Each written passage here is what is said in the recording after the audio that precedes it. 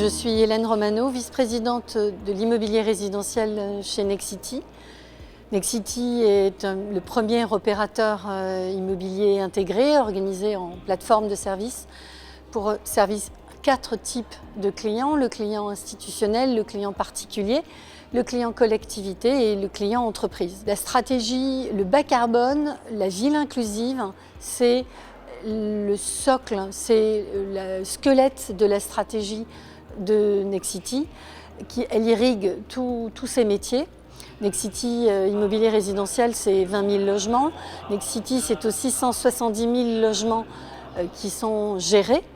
Donc la place du bas carbone est capitale. Les enjeux environnementaux sont au cœur de nos préoccupations, parce qu'ils sont aussi au cœur des préoccupations de nos clients. Alors, Nexity s'est préoccupé du bas carbone il y a très longtemps. En 2009, on a commencé à s'intéresser aux matériaux biosourcés, à essayer de les multiplier dans notre production. On a commencé par le tertiaire, donc en 2009, quand personne ne parlait vraiment du bas carbone. Et puis en 2012, dans le logement, en ayant une idée en tête, expérimentée, déployée ensuite sur l'ensemble du territoire, sur des petits projets, des moyens projets et des projets emblématiques. Et c'est certainement grâce à cette capacité d'anticipation qu'on a pu, de l'expérimentation, passer à une échelle plus grande, qui nous a permis de devenir 3 fois de suite le premier promoteur bas carbone en nombre d'opérations à travers le label BBCA que nous venons juste d'être récompensés il y a quelques semaines.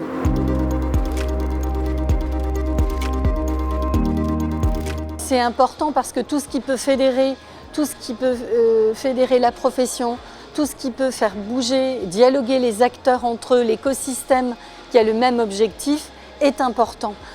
C'est tout seul, on n'y arrivera pas, c'est un échange avec les bureaux d'études, c'est un échange avec les architectes, c'est un échange avec les collectivités, un échange avec les aménageurs.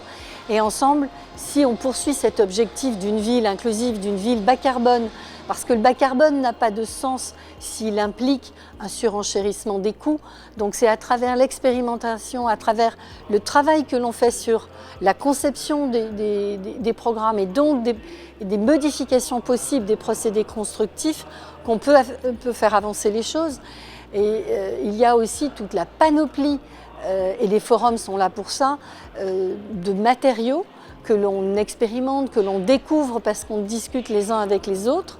Ça va de la terre crue au béton de chanvre, au béton bas carbone, au bois, à tous ces matériaux qui, au fil de l'eau, la construction hors site, le modulaire, qui sont certainement l'avenir de la construction et l'avenir de la production aussi bas carbone.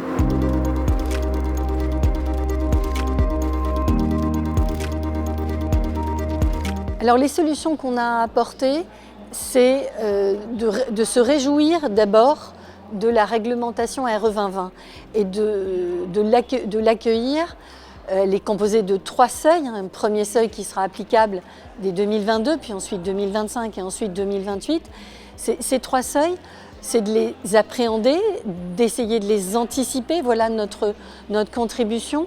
Les faire mieux si on peut aussi, et surtout faire pivoter l'ensemble de la production pour avoir un effet d'entraînement sur l'ensemble du secteur au bénéfice, je dirais, de nos clients, parce que plus on expérimente, plus on duplique, plus on massifie et plus on a des chances de rester dans un objectif de prix qui est abordable, parce qu'il n'y a pas de sens une ville construite pour certaines franges de la population qui peut se le permettre n'est pas certainement dans l'ADN de Nexity, que je rappelle, qui est la vie ensemble et donc qui est basé sur l'inclusivité. Cet objectif que l'on a de la ville bas carbone, on peut le chiffrer, c'est 22% d'émissions de gaz à effet de serre en moins pour 2030 par rapport à un projet de 2019, et qu'on a pris soin en fait pour être vraiment engagé, pour que ce soit un engagement collectif, de faire valider cet objectif chiffré